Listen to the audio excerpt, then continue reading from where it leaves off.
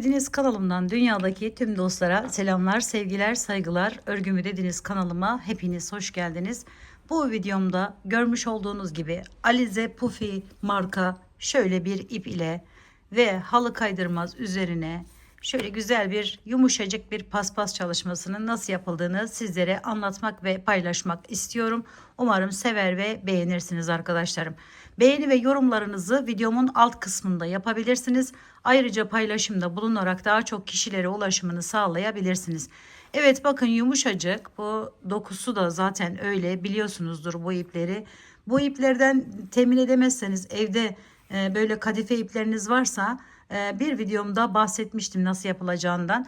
Şöyle bakın, yumuşak yumuşak ve çok kolay arkadaşlarım. İnanın bir saatte kocaman paspaslar yapabilirsiniz. Dilerseniz banyonuzda, dilerseniz böyle kapı önünde, dilediğiniz her yerde kullanabilirsiniz. Bebeklerinizin altına böyle serebilirsiniz. Yani daha büyük şekilde o yaparsanız. Şu halı kaydırmaz olarak satılıyor arkadaşlarım. Bunu internet sitelerinde de var. Ve ayrıca eskiden 1 milyoncu diye bilinen böyle bütün malzemelerin olduğu yerde bulabilirsiniz. Olan yerlerde satılışı var. Ayrıca onun da videosu var arkadaşlarım, nereden temin edebileceğinizi.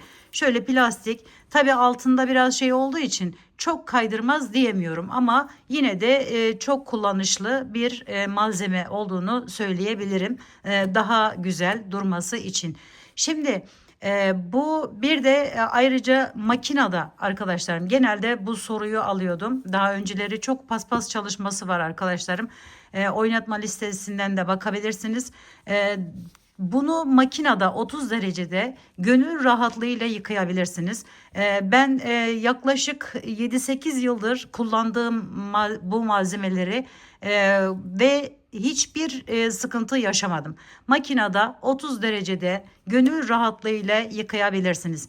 Şimdi bir anda aklıma geldi arkadaşlarım. Bu ipi bu şekilde yani böyle yaptığım paspas çalışmaları da var. Yani böyle puf puf olan paspas çalışmaları da var. Ama böyle bir ip varken bir de böyle bir fikir aklıma geldi ve hemen yaparak sizlerle paylaşmak istedim. Hiç örgü bilmiyorsanız bile rahatlıkla yapabilirsiniz arkadaşlarım. Şimdi şu halı kaydırmazımızın şöyle ilk giriş yerinden, bakın şöyle girişimi yapıyorum deliklerden. Tığ numarası da fark etmez. Sadece rahat geçmesi önemli. Şu yerimin ilkinden ilk olan ilmeği alıyorum. Zaten ilmek ilmek gördüğünüz gibi. Kenar yapmanıza da gerek yok. Yani şöyle bir kenarını çevirmenize de gerek yok. Zaten kapatıyor gördüğünüz gibi. Evet, bakın aldım çıkarttım. Şöyle 1, 2, 3, 4 tane falan atladım. Çok seyrek de olmasın. Özellikle bu kenar kısımları arkadaşlarım. Bakın şöyle çekiyorum yukarıya. Sıradakinden devam ediyorum. Bakın şunu aldım. Şöyle biraz ilerledim ve şuradan çekiyorum. Bir üste geçiyorum. Şöyle alıyoruz ve tığımızın yardımıyla yukarıya çekiyoruz. Bakın şu şekilde. Şimdi bu böyle devam edelim.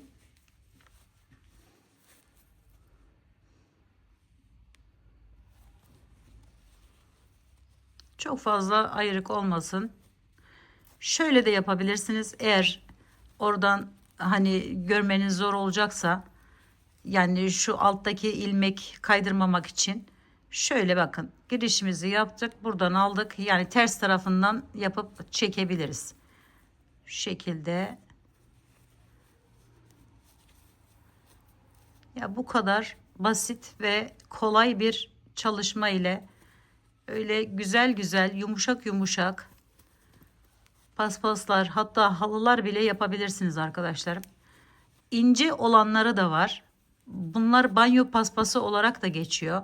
Bunun daha ince olanları da var. Onları üzerine de yapabilirsiniz. Dilerseniz metrelik olarak satılıyor zaten arkadaşlar bunlar.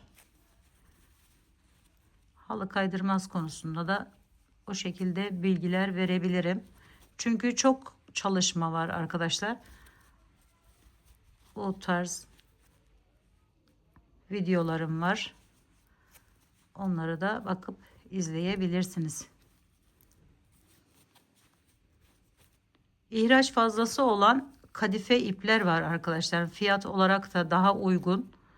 Onlardan böyle bu şekilde ilmek yapıp onları da kullanabilirsiniz.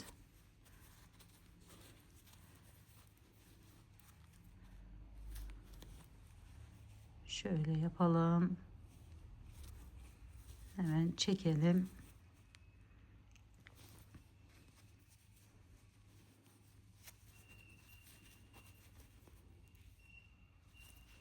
Saatler içerisinde çok büyük parçalar elde edebilirsiniz arkadaşlar.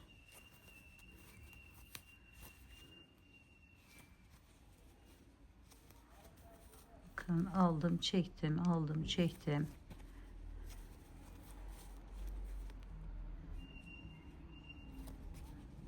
Bu kullanmış olduğum ipim uzun olanı arkadaşlarım. Bunların daha kısa olanlarını da çıkartmışlar. Onları da şey yapabilirsiniz. Reklam değil. Onu da belirtmek isterim. Şöyle bakın. Son yerden de aldım ki şurayı iyice kapatsın diye. Bakın arkadaşlarım.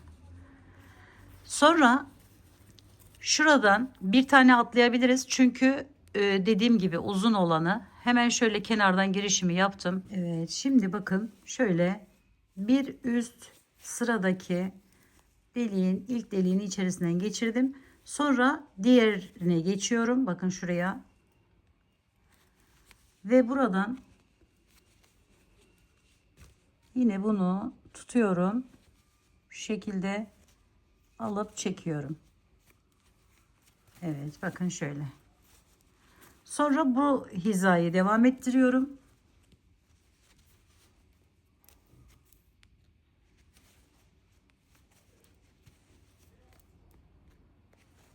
Dediğim gibi isterseniz önden, isterseniz arkadan şöyle yani şu şekilde tutup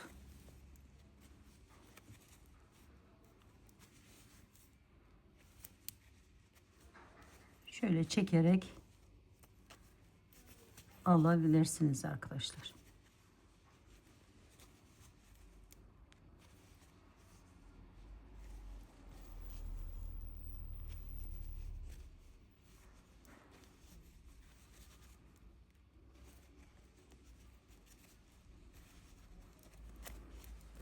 Bakın şöyle görünüyor. Burayı da aynı şekilde yapmıştım zaten. Bu şekilde devam ediyor arkadaşlar. Aramayın diye sizlere şöyle normal bakın ihraç fazlası şöyle bir ipim var. Kadife ipim.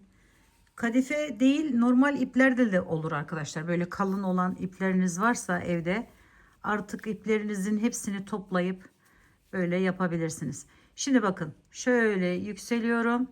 Sonra aşağıya iniyorum. Ne kadar isterseniz tabii ki de bu uzunluğu. Aşağıya iniyorum. Buradan girişimizi yaptık. Sonra 1, 2, 3 tane zincir çektim. Yine uzatıyorum şöyle. Bunu çıkartabiliriz. Sonra aşağıya iniyorum tekrar. Şöyle aldım buradan. Bir sonraki yerden girişimizi yaptık. 1, 2, 3. Aralığını ne kadar isterseniz o şekilde de bırakabilirsiniz. Bakın şöyle. Sonra bıraktık, çıkarttık.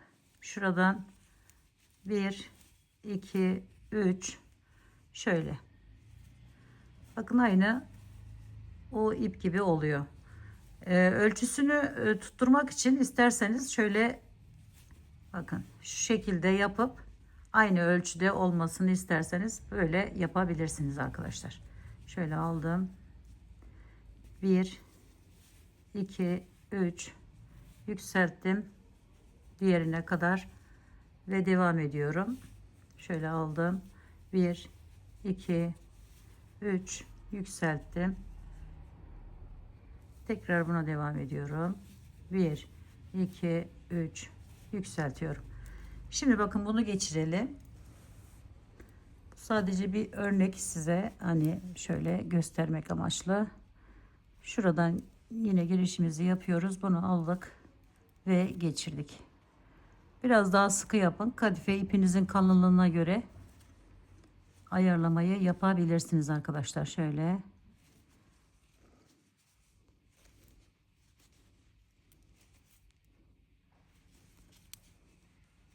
Evet, böyle de yapabilirsiniz. Bakın.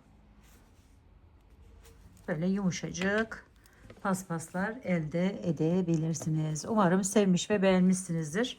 Böyle bir anda gelişen bir projeydi. Onu da sizlerle paylaşmak istedim. Umarım sevmiş ve beğenmişsinizdir. Yapacak olan arkadaşlarıma şimdiden kolaylıklar diliyorum. Örgümü dediniz kanalıma abone olmayı, beğenmeyi, yorum yapmayı, paylaşımda bulunmayı unutmazsanız çok mutlu olurum. Bir dahaki en farklı, en değişik örgü model, teknik ve tasarımlarında görüşmek üzere. Hoşça kalın, sağlıkla kalın. Allah'a emanet olun arkadaşlar.